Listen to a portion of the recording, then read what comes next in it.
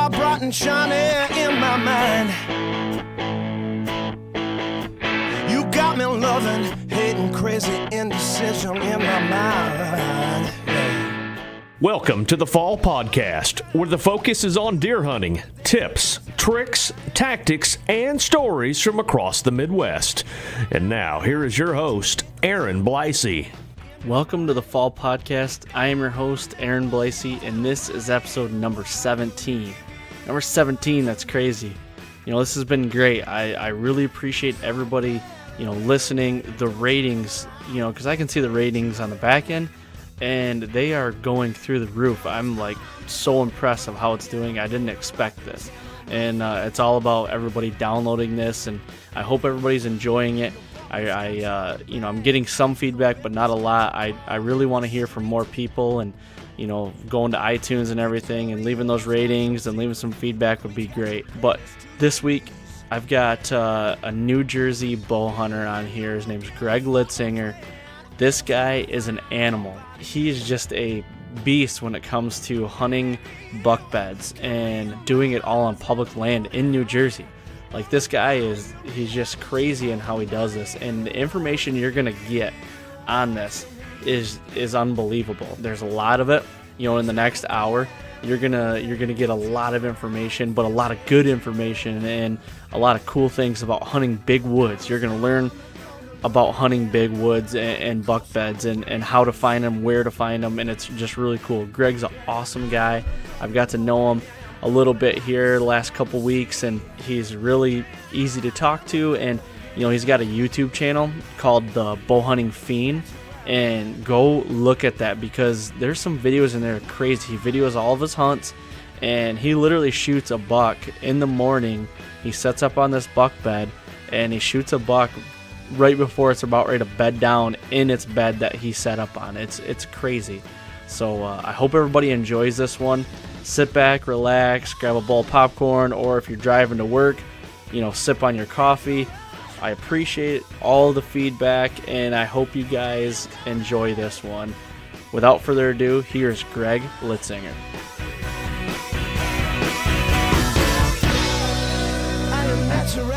All right, folks, everybody, here we are live. I have Greg Litzinger on with me today. Greg, how you doing, man? What's going on, man? How you been? Good. That's, finally got to meet you. I've tracked you down. I've been watching a lot of your YouTube stuff and a lot of social media stuff. And, dude, I love what you're doing. I've been following you here for a couple months now. And you're doing a lot of stuff. You're in New Jersey, correct? Yes. Okay, so you're doing a lot of stuff in a lot of the same scenarios I believe I am. And I wanted to get you on and really talk about big woods hunting and hunting buck beds. Does that sound good to you? Yeah, it works. Well, cool. I'm going to start off first. Can you tell everybody a little bit about yourself? We know you're from New Jersey now. What do you do for a living and kind of how old you are and everything? I'm a mechanic, a machinist by schooling, but a mechanic by trade, industrial maintenance mechanic. I've been doing that for almost 20 years now. Oh, wow. I'm so old. But 40 years old. I'll be 41 this year. Just recently had a baby. Got a stepdaughter, wife, a little newborn. And I love to shoot my bow and shoot big deer when I get a chance. Well, congrats on the new baby, man. I'm right there with you. My daughter turns 1 year old, my first and only child. She turns 1 next week, so I'm kind of right there with you. Yeah, it's lack of sleep deprivation is probably, and I can run on no sleep, but it's some of the stuff, Annette, she'll be going, and I'm like, I gotta go to work. And it's like, wow, this is rough. But it's a different ball game, isn't it? Yeah, it's like there's being hangover tired or just tired because you're out dragging a deer out or whatever. But newborn baby tired is completely a whole different monster. I'd prefer hangover tired than baby tired because hangover is once in a blue moon, Right. Baby tired's every day. It just doesn't stop. and you know it's going to happen tomorrow night and the next night and the next Yeah. night. Yeah, I agree with you, man. Baby tired it is a whole different beast, and it's pretty cool though. Once you get to about, I was just having this conversation with my coworker, 2 days ago. He's got twin boys, and he had them right around when I had my daughter, and we said, that first 6 to 7 months is hell. But once you get through that, now we're to the stage I know my daughter's going to sleep through the night every night. And if she doesn't, something's wrong. Yeah. You know what I mean? So we're to that point, which is good. Yeah, I got, like I said, another 4 months before that, I can hopefully turn the page. It's so weird because I'll have like 2 days. We'll get like 2 good days, and it's like, man, this is nice. And even then, you don't even sleep well because you're waking up every little. Is she all right? Because they're so used to getting up waking up every half hour. That's like, I can't even just sleep for 8 hours or even 6 hours. It's like, But like I said, I wouldn't trade it for the world. Yeah, I'm the same boat. And just think, when hunting season comes around, those early mornings, they'll be a breeze now. Yeah, exactly. Yeah, 3 a.m., no problem. Yep, I'm happy to get up. Well, cool. Hey, let's jump into this first question I got. How did you? I'm interested. I've never been to New Jersey. Honestly, the farthest east I've ever been Pennsylvania, Pittsburgh, that kind of thing. And I kind of want to know how you got brought up hunting and what it's like to hunt New Jersey. See, my dad was a hunter. My dad's actually originally from Johnstown, out near Pittsburgh, and he moved to South Jersey. His dad wanted to get out of the coal mines, so he moved to farm country. And so he was just a little farm boy, hunting and fishing. And they hunted back then for food. It wasn't for, we get a little bit of enjoyment out of it. I think hunting on a different level than just food wise. So my dad's a stone cold killer. You put him in the woods, like you won't starve. That's for, he was a great teacher. Phenomenal teacher. So, but yeah, just watch my dad hanging deer up in the backyard with the bow and, having deer mounts ever since I was a kid, hanging up in the house. So I was a diehard fisherman until, I got my hunt license, and then it was like, wow. I still fish, but hunting kind of took over for me. It's something I've been just drawn to, and lifelong public land hunter. So my dad's, we grew up modest. We didn't have excessive things, so he hunted public. So you just hunt public, and I've been doing it so long where it's, for me, it's not, I don't look at it as a crutch because now the public land craze it's kind of switched back into public. That's the thing, the end thing now. I don't look at it that way. I don't really think it can be in or out. It's public or it's not mentality. But for me, it was never really a crutch or a bad thing to hunt public. It's just what we had. You make do with what you have. Right. We didn't have private, so why would I wish for private when we didn't have it? Right. So I learned to appreciate the public, and the learning curve is a lot longer in public.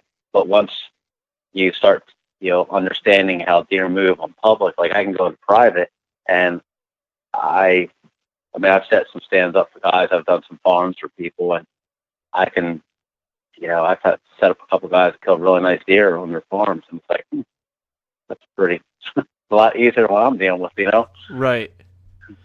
Yeah, so you grew up hunting public. Now, when did you really start seeing a lot of good success when you were hunting public? How old were you? I killed my first deer in public when I was 15. My first deer I ever shot was a buck on my birthday, all in public. Me and my best friend Rick, we still hunt together.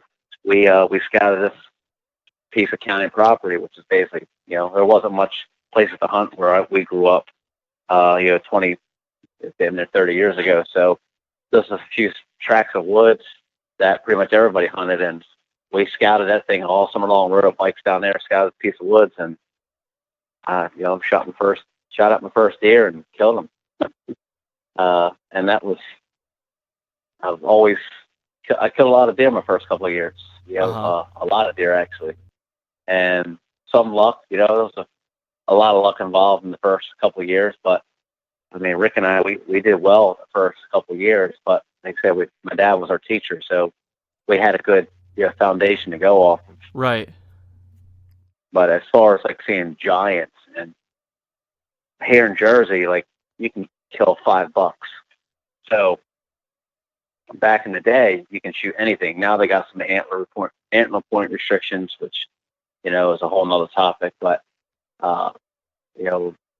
30 years ago, it was you can kill 2 with a bow, 2 on fall, 2 with permit bow, 2 with gun, and then 2 in winter bow. So you could kill a bunch of bucks. Wow. And back then, people didn't shoot those because it wasn't cool to shoot those. Well, I shot them because my dad was like, shoot anything. So that's what we did, Right. But spike, people shoot a spike for doe. And so to see a small little 8-point was you're doing something, and actually kill one, like you're really doing something. So you killed your first buck when you said you were 15, right? Yes. And so then when did you really, I mean, you were probably really serious about it then, but like when were you getting really serious about hunting mature deer and really starting to kill big deer? It took me 19 years to kill my first, like I would say, he was like 121 or 22 inches. Okay. So it took me 19 years. It took me a long time. Yep. And it wasn't for it wasn't for like I just messed up a lot. Like I missed buck fever, hit every twig, branches, bad shots. Yeah. I lost a few good deer, a lot of good deer actually, not a lot. I'm nothing to brag about, but I messed up on a lot of good deer, and there went a period there where it was just mentally I was beat up, and mentally drained, and so I became more of just like a killer, I guess, of does. Yep. Because I took it out on the doe herd for my lack of buck sightings and buck killings, but it was I had a few injuries. I was a big snowboarder, so I had a few injuries that it didn't allow me to snowboard anymore, and that's when the deer hunting became serious because I needed something to do during winter and spring. So I became a post-season scouter, and within 3 years, it was like, oh, this is how it's done. and success, seeing big deer and killing them was a lot easier once I put the work in, in January, February, March, April, May. And when I really started turning it on, I stopped turkey hunting and I pretty much stopped fishing for the most part and dedicated, to becoming a better deer hunter. Like, cause you can't be great at everything. You can be good at a lot of things, but to be great at something, it requires sacrifice on a lot of different fronts. Right. So I gave up turkey hunting, which wasn't too hard. I do miss chasing turkeys around the woods, but I like killing big deer. Yeah, definitely. And fishing, like I don't striper fish anymore, which that was kind of my thing. Me and my one buddy, we did a lot of fishing, but even bass fishing, like I just gave that up. And gave it up is probably a good word because I went fishing once this year and I didn't go fishing at all the year before. I think I went fishing once the year before. So you go from fishing almost every day to not picking up your pole. Right. Yeah. But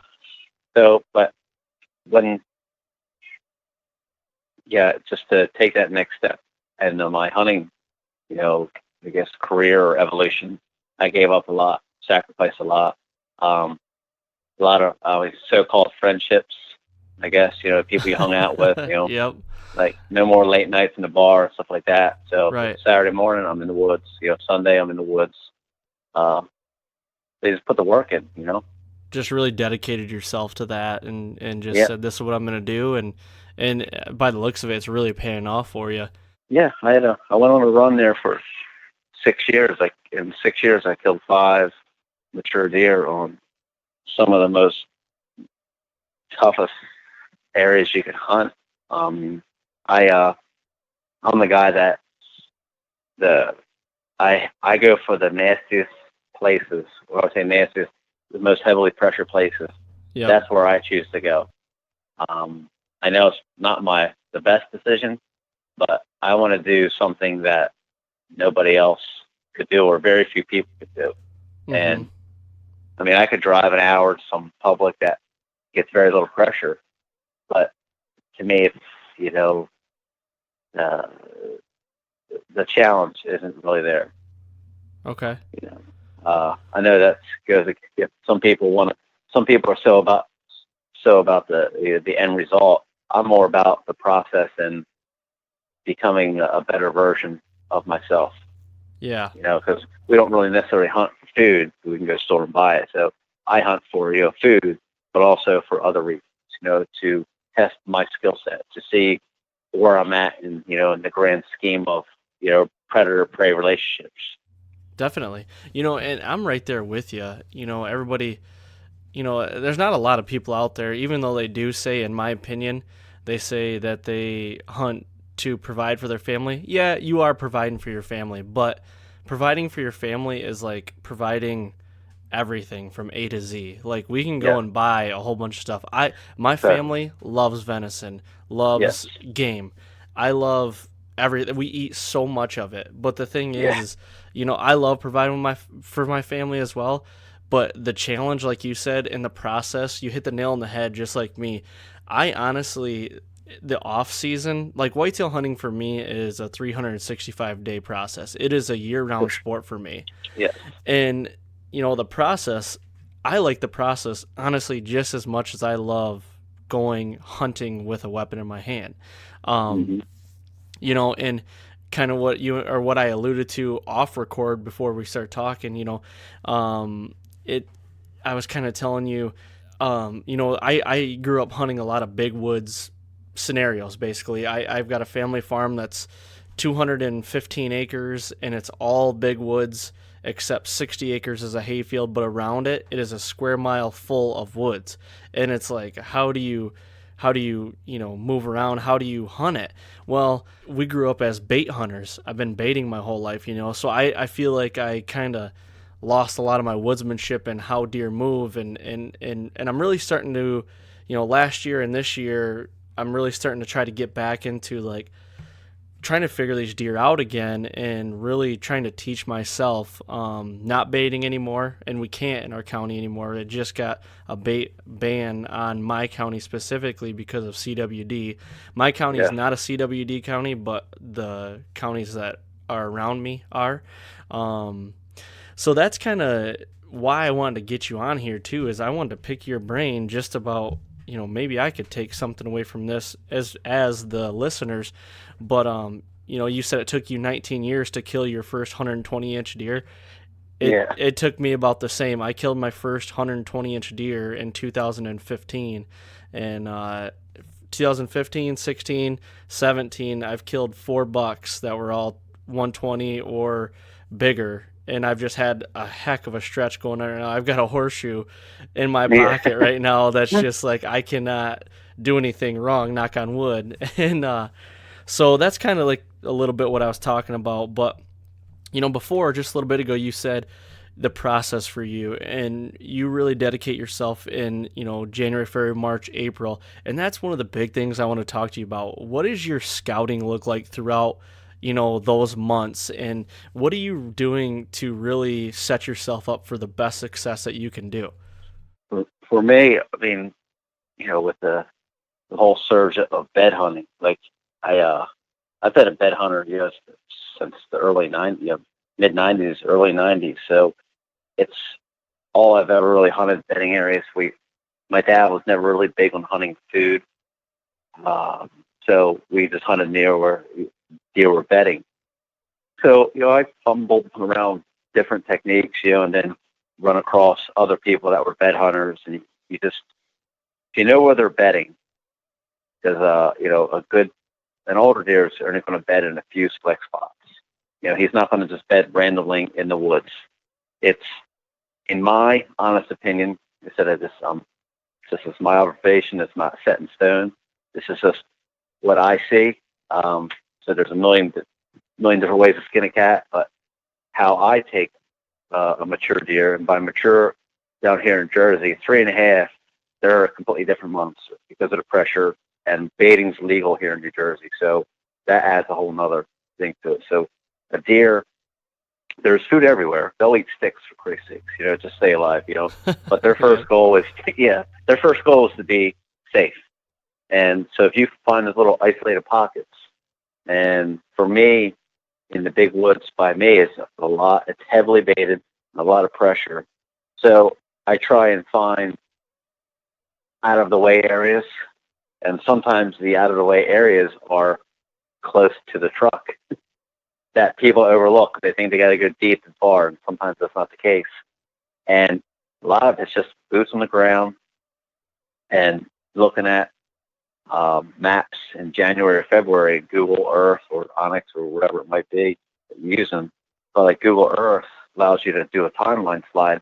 I look for them dark pockets, and usually you'll find some bedding in those dark timbers with either brush line or evergreens or something.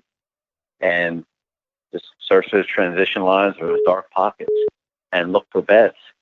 And there's really no set secret, because sometimes some of the woods I hunt, it's flat, the big woods, and then there's just a swamp edge. Well, everybody hunts a swamp edge. So these deer have adapted. Everybody goes into the swamp or hunts the swamp edge. So these deer have adapted where they're not bedding in those places because it's not safe. So they have alternate routes, alternate routes and locations in the main woods that people walk by. Be it off an old abandoned cart road, old overgrown fence line, something that's just receives very little pressure. And I don't, in flat country, it's not necessarily wind based, in my honest opinion. Like I said, I could be wrong on that, but from what I see, anytime that I find deer or wind-based bedding is, hill country, mountains, like flat ground where I hunt, in swamps. It's just wherever they feel safe, because that wind's going to shift, move, thermal pull. So sometimes they don't want to move or move very little. So you find those isolated pockets where human pressure is non-existent. And like I said, sometimes that's 50 yards from the road that everybody walks by. That his buck knows that, and he'll watch that trail and just watch everybody walk by. He'll get up and go about his merry way, once everybody walks by. And overgrown towers, like the cell phone or the power line towers, that kind of go through. Deer love them. They'll bed right in the center of them because it's just nothing but briars. Like a power line, they'll actually bed in this little towers. I've seen a lot of deer, sneak in those things. Some good deer, but a lot of deer will bed in those places.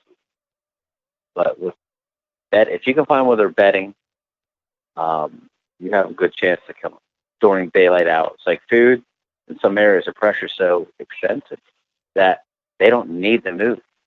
Like once they're in their bed, they don't need to move because it's not safe to move. Like they can wait. I can wait 10 minutes. I've been sitting there all day. What's another 10 minutes till buck? Right. And no deer is unkillable or no deer is nocturnal. Some deer just, they favor the first, that gray light, 15 minutes, 15, 20 minutes of, before daybreak and 15, 20 minutes, before darkness. That's when they move the most.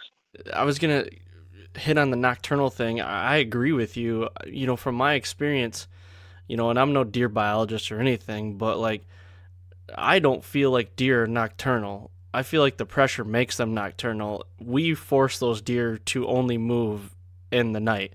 And they're going to move in the night no matter what, but like, that's just the way I've been. I've been fortunate enough to hunt all over the U.S. basically for whitetail, and that's my experience, you know. Yeah, you get a lot of pictures of a deer that's nocturnal, so to say, that it is after night, you know, but that deer, there's so many factors to me that can bring in. That deer could be coming from 3 miles away, and you know, he's Exactly. bedding 3 miles away, but he's getting to your trail cam after dark. Well, Hmm. that's one factor to put in it. Other factor is he might be bedding close, but he's watching you come in and out of your stand, and he's only coming out when he knows it's safe.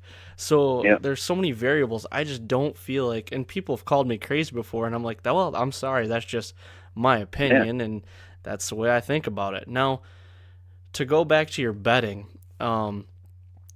the last year I started kind of hunting bedding. This year I am trying to find bedding like crazy, and I am so new at it. That's another reason why I wanted to talk to you, is because you on your YouTube videos and everything, that's what you're hunting, and you're literally killing bucks, almost bedding, like coming back to bed in the morning and almost getting ready Yes. to bed down, and you're killing them right there. Like, Yes. when you're going in to find beds, now, what take me through the process for you finding beds? If that starts on the computer or however it is, how are you doing it? Say in the, like I said, since we're talking about the big woods, flat, relatively flat terrain, it's, you know, sometimes Google and all those places or top of map, it's just that there's not enough features to actually come up. So a lot of times it's just boots on the ground, just walking and walking. And when you're in the woods, like you get in a groove, and like if you've been hunting long enough and really paying attention, like you'll understand how deer move. You see why they move. You look at rub lines and it's following a certain path. Well, I use my GPS a lot, you know, and if I Yep. look at backtrack now with Onyx maps still on my phone, and I'm like, man, this rub line's it's S. Why is it Essen? And then I'll go back and be like, all right, it's Essen because there's a slight little terrain break in there that you can't really see on the top of the map, but you don't really see it until you get down at the deer's level, and you're like, oh, all right, I see a little, yeah, you see something that you don't normally see, and that's Mm-hmm. good about data log and all, because I data log everything I do now. So if I find a bed, which I think it could be a bed, I'm usually on a 2 to 3 year schedule to actually get a shot at that deer, or to even see it, I should say. Mm-hmm. It's never overnight. It's never like, oh, I find this bed and next year I kill it. I've never been that guy. Like each deer I've killed it's 2 to 3, you know, sometimes 6 years worth of work in that area to shoot a Okay. deer. Yeah. So it's, say I find the bed on this little knob, like a little depression or a knob, and I'll sit in the bed and I'll analyze it, and 9 times out of 10 I overanalyze it too much. I complicate it. Like deer are pretty simple. I don't view them as some like extraterrestrial super smart being. Their Mm-hmm. job is to survive, plain and simple. Exactly. Survival is numero uno. So I try not to overthink it. I look at the bed. I'm like, all right, wind's this way. He can come in from here and look for an entry and exit, and maybe look for a rub that might be close. I don't around here. There's not a lot of rubs near beds that I find. Sometimes you find it. For the most part, these older deer, they don't bed near a rub because they've been in some scenarios where that rub brings human presence into their bedroom. Okay. If that makes any sense. Oh So yeah. they wait till they get you 50, 60 yards away, and then they start their little staging area, I guess you would call it. And then they start to rubbing out there because they don't want to bring any evidence back to where they're sleeping. That's my thought on it, because I find every deer I've killed that's walking into their bed, the rubs are a good distance away. Scrapes, rubs are a good distance away, and the bed is isolated, like it doesn't exist. Like they're pretty much ghosts, like Yeah. little autumn ninjas. Now, when you're walking around the woods, though, I mean, you're only one guy. You're walking around this big woods. Like, what are you trying to pick out? Are you trying to pick out any sort of, topography, or to like be like, I know there's a bed over there, I'm gonna go look at it, or you just stumbling upon these beds? Like, what are you looking for to really trying to pick them out? I would say it's probably 50-50, I guess.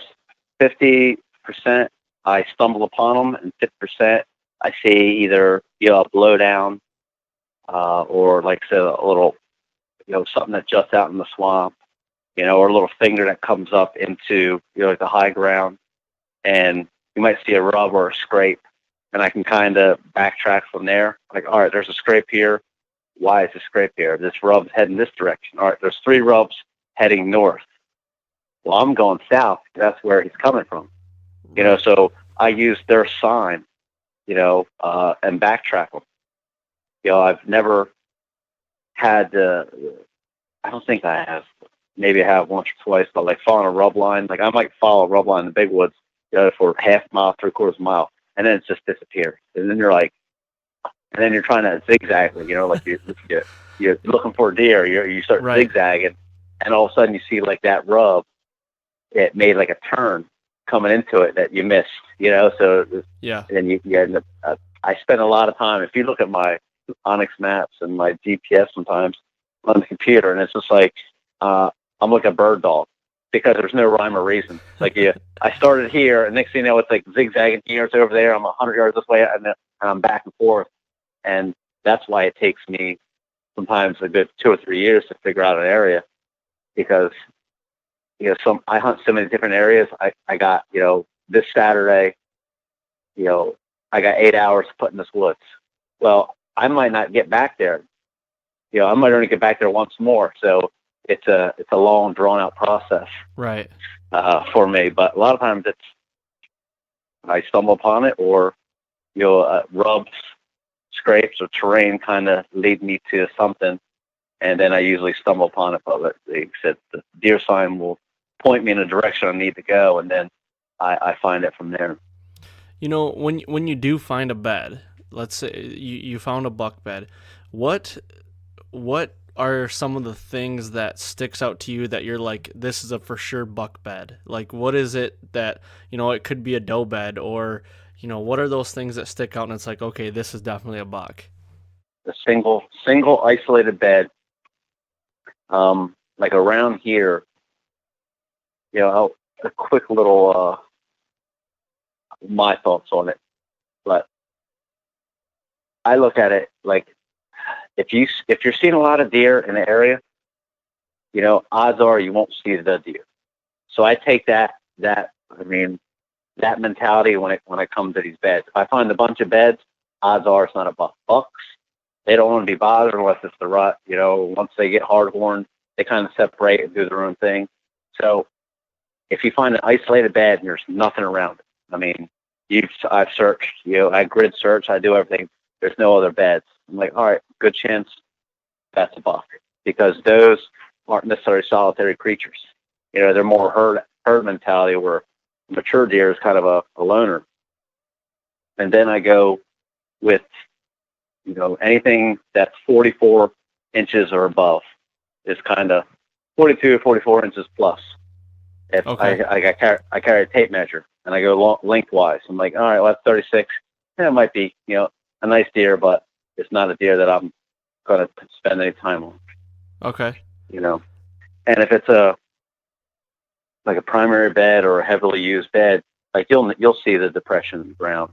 Yeah. You'll see why he's bedded there. You look at it, you're sitting in it, and you're like, how the heck can I even get in here to hunt this deer? Right. Like, you got to sit in and go, what the, how? And you scratch your head like, this dude's insane. Yeah. Like, what am I supposed to do with this? Right. And it's, because if you find the bed, you're like, oh man, it's perfect bed, tree. Odds are it's not a mature deer. He's going to bed, like I said, in those spots, those pockets that you're going to have to work to get to it. There's water, there's space, there's a wall of briars. There's something that makes a solitary creature bed there, knowing that he's safe, almost 360 degrees. They don't get big by being dumb and stupid, Right. And some deer, I think, they're just smarter than others, like humans, like anything. That some deer are just, they have a way of avoiding danger at all costs. They find these weird pockets that you don't think deer are at, and they're there. But that's my thoughts on it. That I'm no deer biologist by any means. Well, and that's the thing. I mean, there's nothing better than experience and just out there finding them. And this year, this off season, I set out to I set a goal for myself. I wanted to find 5 buck beds, 4 buck beds. I wanted to find legit beds and just dissect them and learn them. And I ended up finding 4 this year. And they were all solitary beds. And here we get a lot of north to northwest to west winds. Every one of these beds that I found was, I mean, when I found it, this one bed was just like you said. I mean, it was in the thickest area, and it's like, how the hell does this deer even get in here? And what is he looking at? He had a huge deadfall that was taller than me to his back, and he was looking over a warm season grass field where he could, and the deadfall was to his north. So any north to northwest wind was going right over his back where he could smell what he couldn't see. And I'm like, I mean, it was hitting me. I was like, oh my God, this is there's a buck here using this. And it was, you could tell, I mean, the grass was just mowed down and there was no rubs in it, but obviously they're not rubbing right now either because it's still in velvet.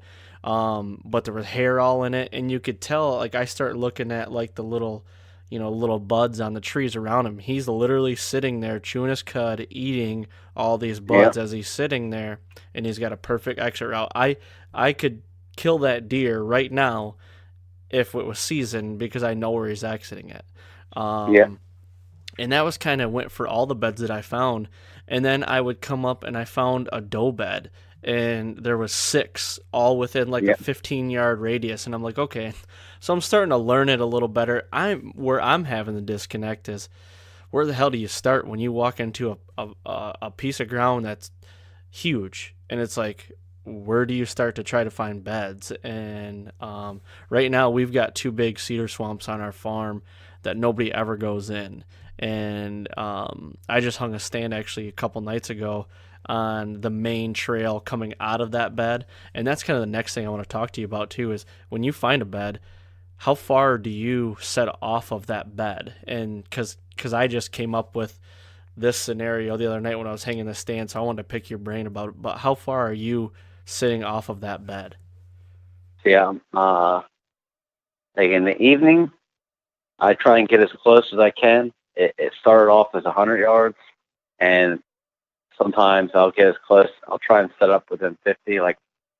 But in the morning, I will make sure I can set up so I can shoot into the bed. It goes against a lot of, industry, I guess, standards when it comes to bed hunting. I'm a terrible evening hunter. I've only killed on my wall. There's 1, 2 deer in the evening. All the rest of the morning. Really? And in the morning it's never that gray light.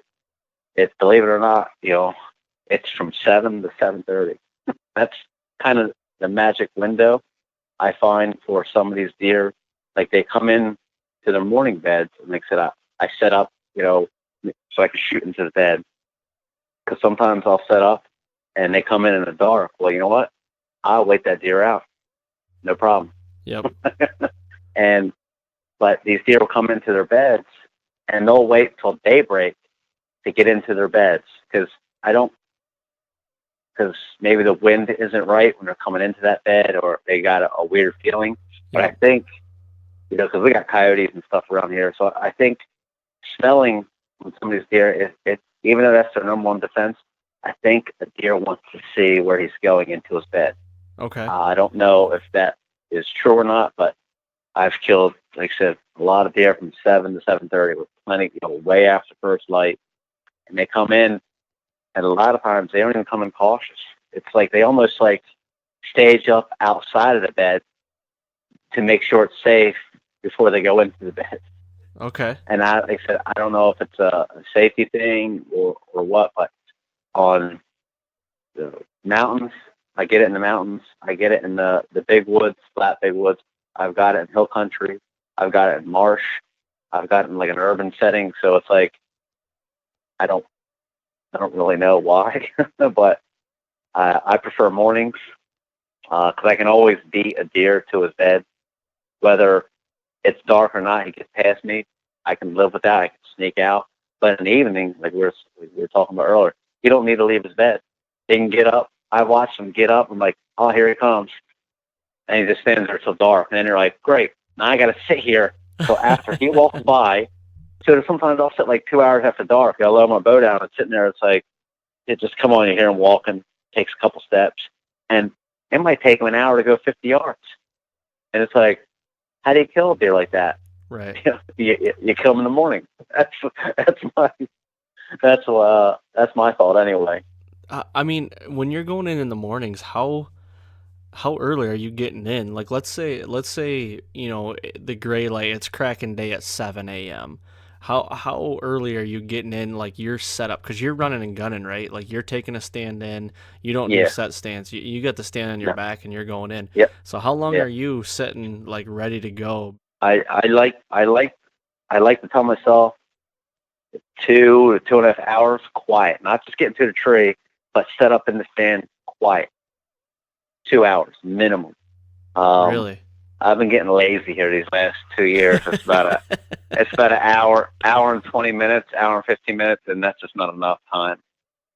Because these older deer will come in, and a lot of times, like I think in the morning, they stage up near their bed, and I think they're staging up before they go into their bed. They hold up 50 yards out, and they wait till light, and then they kind of go in. And I don't know, like I said, if it's a safety thing or what, but if you're not set up quiet, because like I said, I'm so close to their bed, in the morning sometimes it's like sometimes I'm 10 yards away, sometimes I'm, 30 yards away. But if you're not quiet, when I say quiet, I mean, you don't need to do anything. You're just breathing. And, hour and a half, 2 hours, like you don't have a chance of that deer. I don't think. Yep. If you're that guy that rolls in a half hour for light, well, good luck. So you're literally sitting in your stand, quiet, only breathing 2 hours before daylight. I try to make that the goal, and some spots it's weird in the mountains. I usually make that happen, and I'll have hour and a half hike sometimes. Yep. And it's like, well, like around here, maybe it's because I'm lazy. I'm not camping in a tent, but in the house, you hit snooze or whatever.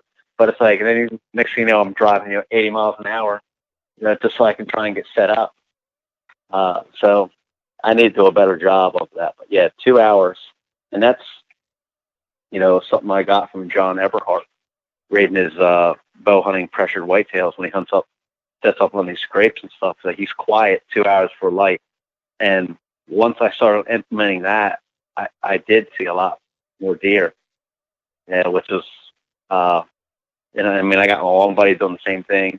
Him and I kind of hunt similar. He's not as diehard as me, but he can get up and be quiet. And it's last year he got set up on a deer coming in late. That's happened actually to him twice in the past 3 or 4 years. Getting to a tree late and blow a deer out. Deer's already there or getting close to his bed. He's either setting the stand up or like 2-6 up, and that deer comes in and blows out. Dang. An hour before light. But like I said, I can always beat a deer there. Whether I get a shot at him or not, like I'm fine with that. I can usually sneak down. I'm quiet enough with my stand and stuff. Sometimes I can usually get out without spooking them too much. Yep. Yeah, and you mentioned John. John lives in the same hometown as I do. Like John and I, we're right next to each other, and man, that guy knows his stuff. Man, he's a beast when it comes to whitetails. I'll tell you, especially pressured whitetails. Yeah, and that's good. I learned a lot from. He helped me refine some techniques, and Dan Infalt helped Andre and Adam Hayes. I like to take a lot from everybody and kind of make my own style. Yeah. Like a lot of, like Dan is a big evening guy. I'll tell you now, I'm a terrible evening hunter. I'm a terrible evening hunter. I'm a terrible rut hunter. I've only killed 3 deer in November. my entire really? life, maybe 4. All my deer come from October 6th to October 26th. No kidding. That's interesting. And October 17th to the 20th is usually my best time. I mean, I kill most of my deer, around the October 20th, a few days prior or after October 20th. Why is that, do you think? I don't even know. That's the way it's always been. Really? I've been a big October guy, and that's just kind of like I'll see. Don't get me wrong, like seeing deer and killing's 2 different things. Like I'll see deer in November. Like I had a giant. I mean, I'm that the Murphy's Law during the rut. That's me. Yeah. I'll have. I mean, I can count. I need hands and feet. How many times I've had a mature deer coming to me at the rut? I mean, coming right to me like, oh man, here it comes. I grab my bow, get ready. All of a sudden, this doe will magically just pop up out of thin air. I'm like, where did she come from? She was just wasn't here. She wasn't supposed to be here. Yeah, and there he goes. I mean, last year I had a monster coming right at me, and I'm like, this is going to happen. It was like November 7th, and I'm like, finally, I'm going to shoot one of these deer that people go, holy crap. I mean, I've killed some nice deer that people go, holy crap. But this was a deer that people go, holy crap. And he's coming right to me, and I'm like, and it's open.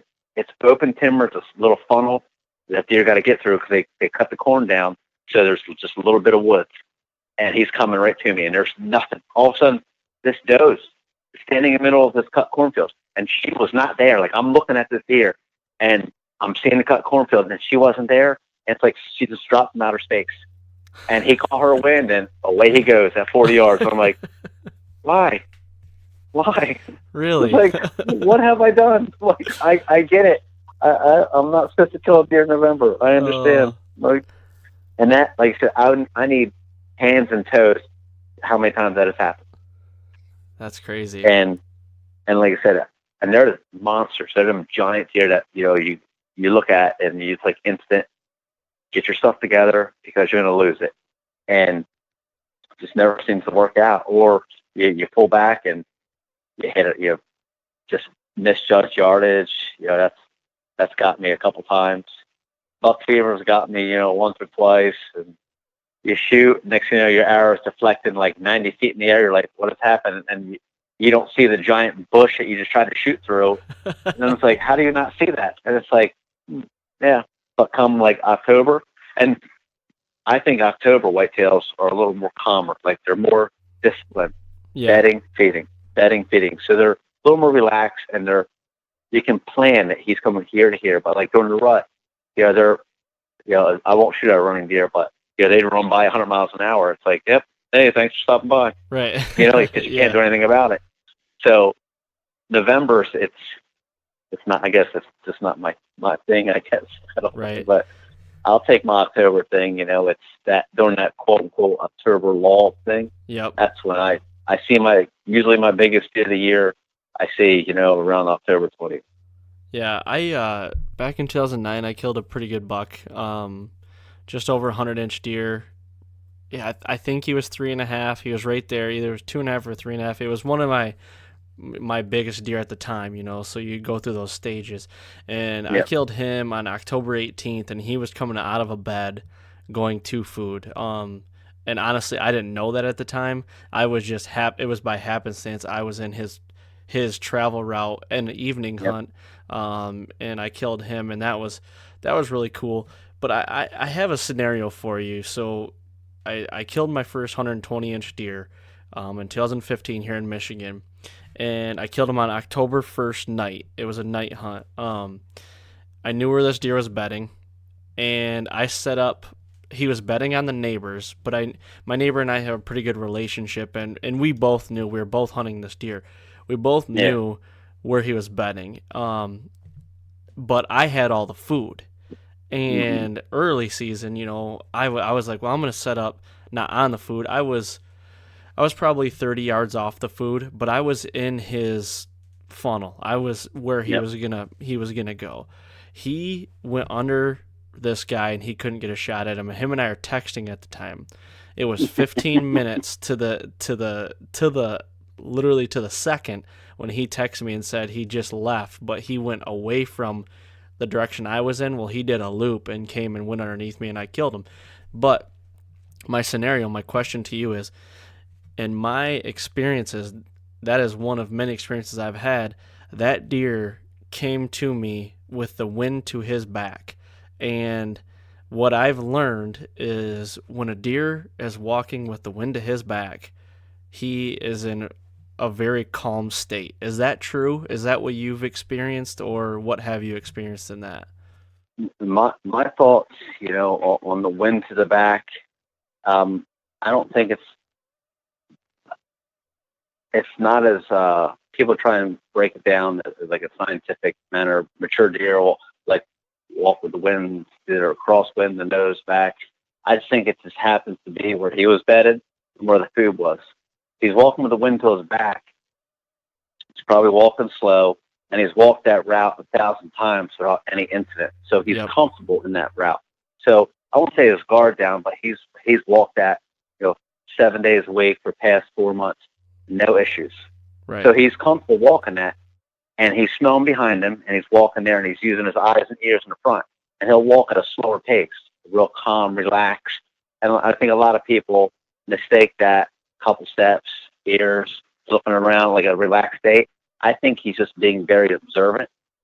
Whenever I find a deer with the wind at the back and they're not spooked and they're walking real slow and cautious, they're just scanning and surveying.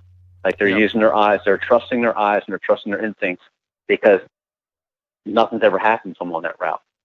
And I don't think he would expose himself during daylight hours into a field without scent checking that field. Right. Unless he already did scent check that field somehow, some way, that we don't, either with the thermals or something. We're using other deer to his advantage. If he comes out into the edge of the field and there's 100 deer out there, he might feel safe going in there. But if he gets to the edge of that field and there's no deer, he's gonna be like, I'll wait for dark, because he knows he's safe. Yeah. I think a lot of people get too caught up on deer need to move with the wind at their nose, back, side. Deer, if he's bedded here and the food's here, he's got to walk with the wind to his back, because if he loops, there's danger to the right, there's danger to the left. But I'll go in the middle where it's thick, and I've never had any cross human scent or anything. So it's probably just his safe pattern, or he could have been just lazy that day. One of those deer where he's let his guard down for a second, that sometimes early season deer do, because they've been unpressured for months. Yeah, and I think that's where us hunters really overanalyze a lot of things, because you hear of a lot of people saying, when the barometric pressure is 30.29, you're going to see a lot of deer movement. Or, this buck only comes in, bucks only move with the wind cutting their nose, or yada, yada. There's all these little scenarios that you hear, and then I'm thinking from my experience, like I'm thinking every time I find a bed, I'm like, okay, he's going to do these 5 bullet points because that's what I was told. Well, no, that's not necessarily the case. I got to learn that, because just like you said, I mean, that could just be how that deer moves. But if I know that deer's coming through there, or I think that deer's coming through there when I'm getting ready to set a stand, maybe I won't even set my stand there, and then I'm moving on to the next place, and that could have been the spot that I needed to be in. So there's all these different scenarios that you overanalyze, I feel like, and it's like, what is there to believe? And that's what I'm trying to start to think, is you just kind of have to go off of your instincts and what you know and what you're learning from your experience. I mean, yes, a lot of people are afraid to make mistakes, and so they go with what they know or what someone they've read somewhere, and there's no right or wrong way to do anything, to be honest, when it comes to hunting. There's guys that kill deer over food, that kill deer in public over food. I'm not that guy. Right. So it's like, there's really you have to find out what works for you. And what works for you is being observant and learning from your mistakes and trusting, your confidence. You got to have a lot of confidence in what you're doing. Like me, I don't see a lot of deer usually. If I see a buck, he's big, he's usually in range. I can shoot him. Whether I get a shot at him or not, it's a different story. Like, I don't see many deer throughout the year, many big deer. If I see a big deer, usually it's like, holy crap, there he is. Because the way I scout and I do my setup is I'm so close to the bedding area where I think he might be bedding, or doe bedding, where I put myself in a high percentage shot. If I do see a buck, I have a good chance of shooting him. And other people scout and, do things a little bit differently than I do. So you have to find out what works for you and really work on that and really put in the time and effort to make that really work for you. And I think people are hesitant to change. They're, because deer are constantly evolving, but hunters, because we don't hunt for food, we don't need to evolve. And now with, trail cameras and technology kind of taking over that intuition and that skill set that some people have that's greater than others. So people rely on the cameras, and it gives a false sense of hope. They're seeing this deer on camera, I must have done something right, or they're using that camera to shore up like a shaky foundation almost. Yeah, you hit the nail on the head with the camera thing too, because I've been, for the last 10 years, I've been running trail cams. And I'm not saying they're bad. They are good. Literally, that deer that I killed on October 1st in 2015, I wouldn't have sat in that stand if I wouldn't have pulled that camera that morning and saw him, that he was there in daylight 3 days, like 3 days in a row in daylight coming through there. And, so that helped out. But that is the first and only time I've ever killed a deer off of knowing he was there through a trail cam. Now, I have known about deer on the farm, and then I killed him on a different part of the farm, but that's the first time I can, so to speak, say I patterned a deer and killed him. But this year, I've backed off on the cameras. I do have cameras out, but they are from afar. They are nowhere near my hunting, like my stands or where I'm going to put stands. They are just strictly inventory. I don't care if I get a deer at 3 o'clock in the morning. All I need to know is he's there. Then I'll figure it out from there. That's kind of the mentality I'm going from now. Yeah, and that's a good way to look at it. Is people have said that these cameras become crutches, and they're relying too much on that camera and not trusting the sign that they see. They're saying, or because, if you see a booner or 200-inch deer that comes through your property, and it could be at 2 a.m., you become fixated on that deer. And like you and I, but if anybody's been hunting long enough, unless you own 5,000 acres, if that deer is midnight, 10 o'clock at night, 2 a.m., 3 a.m., odds are he's not bedding on your property. Yeah, exactly. So that deer, you might as well just scratch him off, because it's not going to happen. And like, that's the mindset you need to have. Like, you need to take that data that the camera's going to give you, much like visual sightings. Like a camera should be used to become better. Like, set up in a high traffic area when I start to see bucks here around October 18th. All right. Well, now you look at that data and go, why? Then you go in there and you try to analyze the why. But people see that date, that timestamp, so they go, all right, I'm just going to go and sit this spot.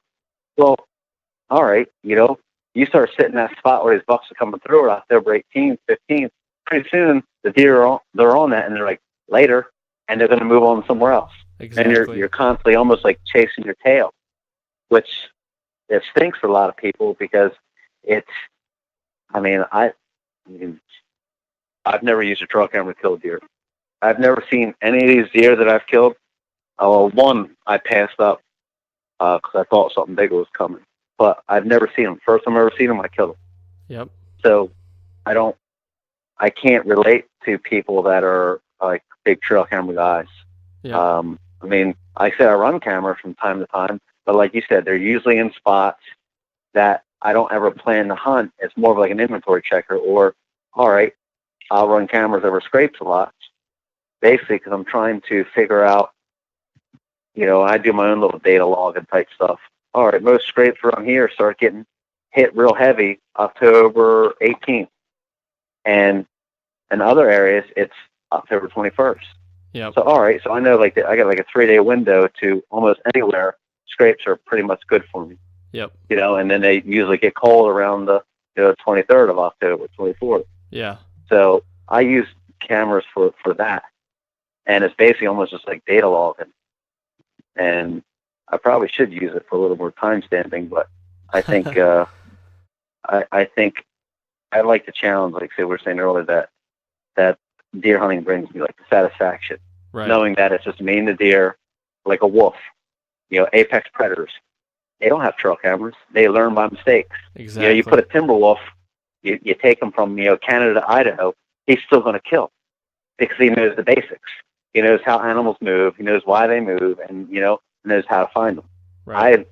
I like to think in that mentality, that mindset. Yeah. And like you said before, earlier in this podcast, I personally give deer way too much credit. They are, to me, they might as well be Albert Einstein, because let's be honest. I mean, they're an animal. They are smart. Don't get me wrong, but I don't know. I just feel like I give them way too much credit. But the thing is, what I have to do, because I'm in a very pressured area, and I think you are as well. You and I are hunting in a lot of the same areas, and I just have to be a little less aggressive and a little more stand back, really analyze the situation, and then go off of my instincts. That's what I need to do, and Yes. I'm going to implement this year, and this is one thing I want to ask you too. So I've got this 80-acre farm, and this one's in farm country, and it's an 80-acre piece. It's got 1 acre of timber on it, and honest to God, I've got 3 buck beds on 1 acre of timber. 3 legit, and they're all in the 3 points. It's a triangle, and they're on the 3 points. I've got stands already set in there, and I've hinge cut a whole bunch of stuff this last winter in there, and it is like a honey hole. Like, these deer just love this. Well, my only problem is it's hard for me to hunt it in the morning because I've got to walk the field edge to get into it. Yeah. Now, what would you do in that scenario to try to get in there and not booger any deer that's in a field, or would you even try it? I'd walk in from the crosswind, take a long way around, and come into the woods. Because if you're coming in the field edge in the morning, odds are he's probably watching that field edge, either staging up just along that field edge, or does are, or you're most likely to get busted. Or you might get like one chance to hunt it, and then the jig is up. Yeah, your entry and exit route is such an underlooked thing. You certainly hear more people talk about it and write about it, but the goal is to sneak in that wood and sneak out, leaving very little trace. Yep. And try not to cross deer trails. Try not to leave any type of sign that you're there. And back in the day, I think it was Miles Keller. It might have been Miles Keller. I'm talking 90s, early 90s. Yep. I was reading an article. One of those guys from back then, he goes, "If I can just be dropped in from an airplane and picked up somehow, I'd kill almost every deer that I ever wanted to kill." Right. Because you're not crossing their paths. And that's a hard thing to. I mean, some spots I get to, it takes me 2 hours, hour and a half sometimes, because I'm literally walking a mile in the dark, early in the morning to get to the spot, because I do not want to bump where the deer might be headed, or cut his tracks, or any deer that might be, in that area. And that stinks sometimes, but sometimes that's what's necessary. And even in the evening, same thing. Like if you have an overgrown field, that tall grassy stuff, avoid that like the plague. I try and walk through open timber as much as possible. I try not to walk through brushy areas unless I absolutely have to, because all that stuff you're just depositing your scent there. And like overgrown fields in the morning, those dewy mornings, I've literally had deer just follow right to my tree, because they can't smell me. It's like wet, kind of rainy, dewy, but I think they're smelling that disruption in the grass, almost that separation, because it's not dew, it's different. And they're walking, almost like right to me. And little bucks, notorious for that. Those little bastards always busting me. Because they literally, walk right up, and you don't see them. You hear them in the dark, and all of a sudden, like, they're like right underneath you, and they start blowing. They're like a big boy. Very rarely do they blow or snort. They just disappear. Yep. It's those little guys that are always snorting, stomping, and then a doe starts snorting, stomping. So the whole goal is to sneak in and sneak out as undetected as possible. And that's why I think overhunting a lot of areas of farms, that's a lot of downfall to a lot of people. Because the deer was to avoid high traffic areas of human scent until, those 10 o'clock at night, 12 o'clock, 1 o'clock, So if you can get in and out, and like I said, that farm that you got, if you can come in from a crosswind, where the wind's in your favor, not his, you probably have a good chance at him. Yeah.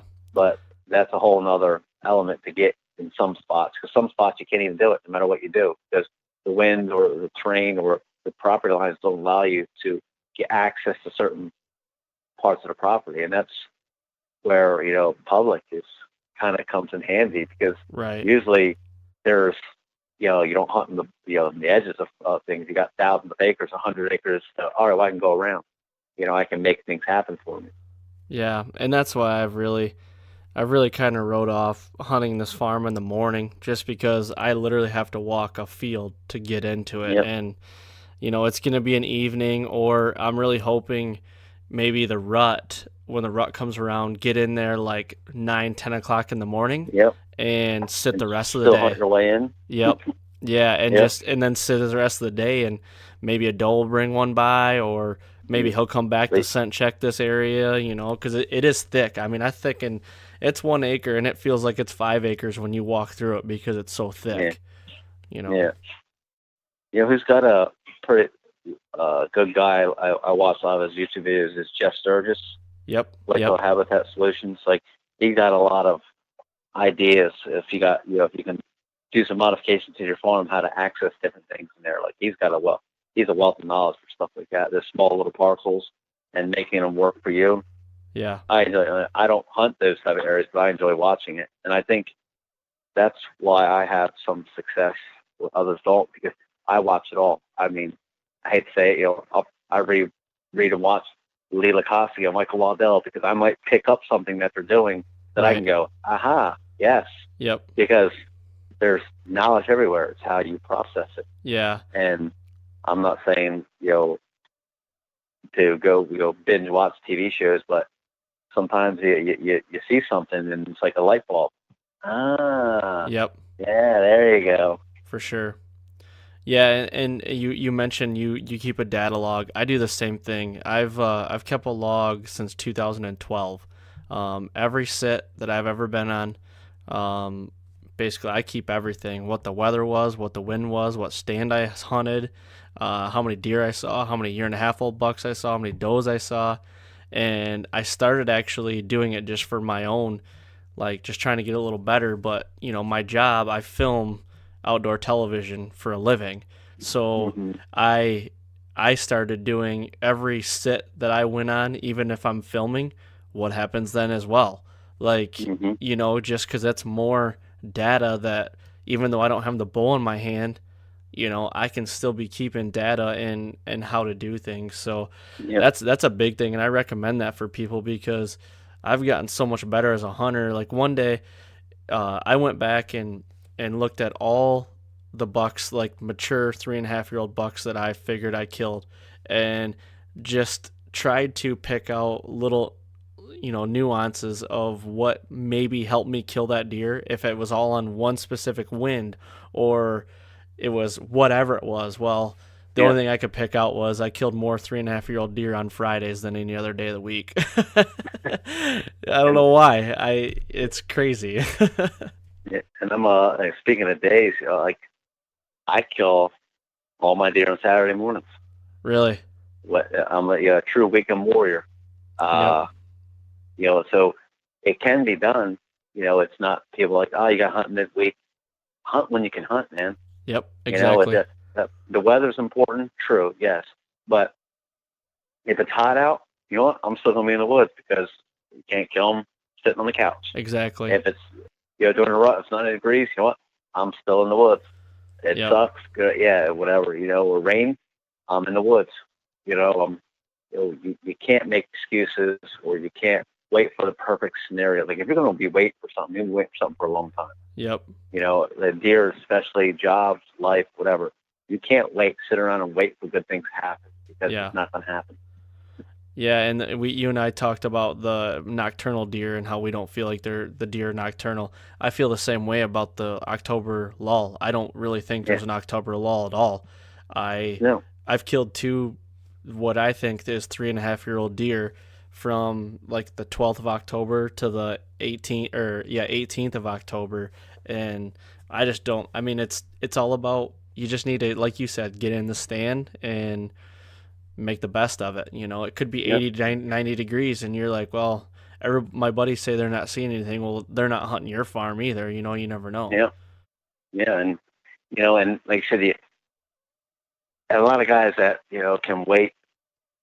You know, they have vacation days, or they're professional hunters, or they have time. They can wait for those cold fronts. Well, you know, sometimes my job don't allow that. Right. You know, or family life don't allow that. So if I get now I got kids, it's like I got to get in when I can, get in where I fit in. Exactly. Basically. Yep. You know, and a lot of things I think what separates some of the better hunters from the average hunters is some people, like the better hunters, they learn from their mistakes, and they're not afraid to take chances. Right. They're going to put something. They're not going to tiptoe, because you don't need to tiptoe for so long. Walk around on eggshells. You're never really going to, you can't get anywhere.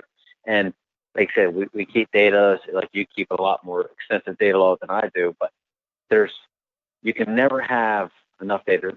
Data's infinite, so a lot of people get stuck on this data. Well, you know what? There's too much data for every little scenario. Exactly. You can look at it like a pattern. You can kind of see a pattern, but there's still blips in that pattern. There's still anomalies, high, low, middle, so you just got to get out there and just make a decision. Right. Like, all right, the first big deer I killed, I went against everything that you should not do, I did. Because they were cutting the beans down. He was cutting this overgrown field to get to the beans. Well, 5 days before, I let him walk because he come right underneath me. He's looking behind me, and that was a big heavy 14 at the time. So I thought it was big 14. Well, no, it was a 6-pointer. So I let a giant 120 deer walk for a 6-pointer. It's like, why did I just do that? Why did I just do that? So the next day they started cutting the beans down. So because they browned real fast, so I'm like, man, and a couple of days went by. I'm driving home from work, and I'm like, I'm gonna shoot a deer tonight. So I went and grabbed my stuff, and the wind was completely horrible for that spot. I went through the tall grass, right to my tree. Everything that you shouldn't do, I did. Because I knew it was like, you know what? He's going to be gone. The beans are gone. They're starting to cut the corn down, and the acorns are starting to drop. It's October 6th. He's going to disappear.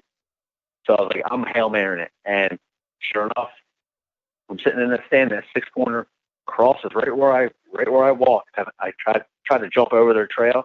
They stopped for a second, smelled, and he went on his merry way, and I'm sitting there, and all of a sudden I look behind me, and here he comes. And he gets right to where I crossed, and he did the old lip up, and by then I was a full draw, done, dead deer. That's awesome, man. I rolled the dice because I know what's going to happen. That first week of October, those bucks are scattered. So it was now or never. And I rolled the dice, and it paid off handsomely for me. That's awesome. And for years past, I would never do that. Now I do it every once or twice a year now. I'm like, you know what? I'm put it all on the table. I got nothing to lose. Yeah. It's either right before gun season, I'm going to go on aggressive. Screw it. Because gun season starts in 2 days, or muzzleloader season, so I'm going to give it everything I got on this thing. And, maybe I hurt myself, but you never really know unless you try. Exactly. Yeah. Well, cool, man. Hey, I'm gonna cut you loose here. We're over an hour here, and it's getting kind of late. And I just want to tell you I appreciate you coming on, man. And this won't be the last time, because I know you're big into archery alone. Just setting up your bows and everything. And from what I've heard and read, you're really good at it. And I'd like to pick your brain about that as well. Sure. So absolutely. Yeah, so if anybody wants to, find out about you or see what you're doing, where would they go to to see all that stuff? Instagram, bowhunting_fiend, and same with YouTube. Search bowhunting fiend, FIND, and I got some videos on there hunting, some little tuning videos I did on the Matthews, and a couple other scouting stuff. Good stuff. If I had more time, I got so much videos to do that's sitting on my computer doing nothing, because I don't have time to do anything anymore. Yeah, I hear you, man. I love it when your Instagram story comes up, because I know I'm going to learn something every time. So, well, that's good. Yeah, hopefully, somebody learns something. Like I said, I'm no professional. These are just my thoughts on things, so it's not set in stone. I didn't create this.